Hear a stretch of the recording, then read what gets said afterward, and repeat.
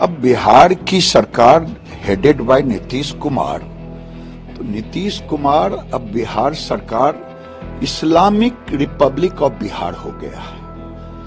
अगर ये Islamic Republic of Bihar ने ये जो छुट्टियों को रद्द की है, ये तीसरी बार है और इनका सीधा सोच है हिंदुओं को जातियों में बांटो और मुसलमानों का वोट लो।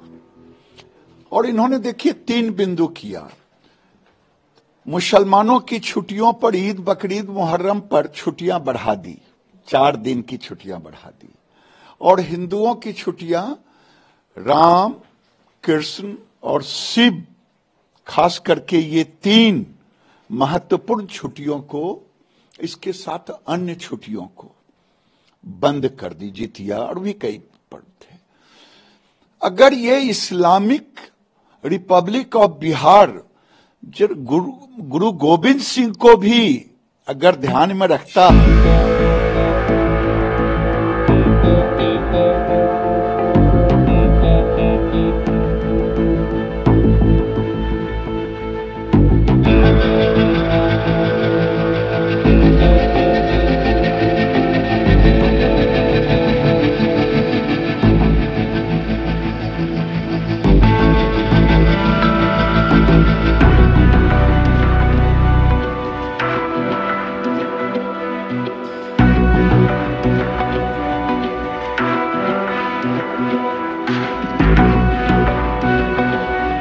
मति भ्रम हो गई है बिहार सरकार की, अब बुद्धि भ्रष्ट हो गई है। मुख्यमंत्री जैसे जैसे उम्र हो रही है, लोग कहते हैं बिहार में, यूपी में कि उम्र बढ़ती है तो लोग धार्मिक हो जाते हैं। ये धार्मिक हो रहे हैं लेकिन दूसरे धर्म की तरफ धार्मिक हो रहे हैं। ये हिंदू धर्म भूलते जा रहे हैं। एक काम करें, विधानसभा में प्रस्ताव पारित करवा दें कि बिहार को इस्लामिक राज्य भी बनाने जा रहे हैं, प्रथम धर्म इस्लाम ही रहेगा। भेज दें जरा केंद्र को।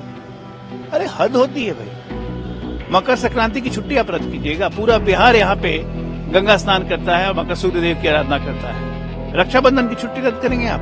पूरे देश के लोग रक्षाबंधन मनाते हैं। महाशिवरात्रि की छुट्टी रद्द करेंगे आप? जन्माष्टमी की छुट्टी रद्द करेंगे? अति हो गई है तो। और आप उम्मीद करते हैं कि स्कूल के टीचर, स्कूल के छात्र जाएंगे पढ़ने आपकी छुट्टी रद्द करने के बाद भी? ईद की छुट्टी 1 दिन से 3 दिन कर दिए, बकरीद की छुट्टी 1 दिन से 2 दिन कर दिए, हिंदू पर्व की छुट्टी आप घटा रहे हैं। ऐसे देश चलेगा? ये कौन सलाह देता है? क्योंकि नीतीश कुमार को तो कुछ समझ में आता नहीं है, किसी और ने कर दिया होगा। अब हम पिछले बार भी ऐसा ही किया था, आप याद कीजिए। बिहार अकेला राज्य है जहां पे सीमावर्ती राज्यों में फ्राइडे के दिन स्कूल बंद कर दिया जाता था क्योंकि जुम्मे की नमाज है। इस तरह से इस्लामिक तुष्टीकरण करेंगे तो मुस्लिम चाटुकारिता, हद हो गई है।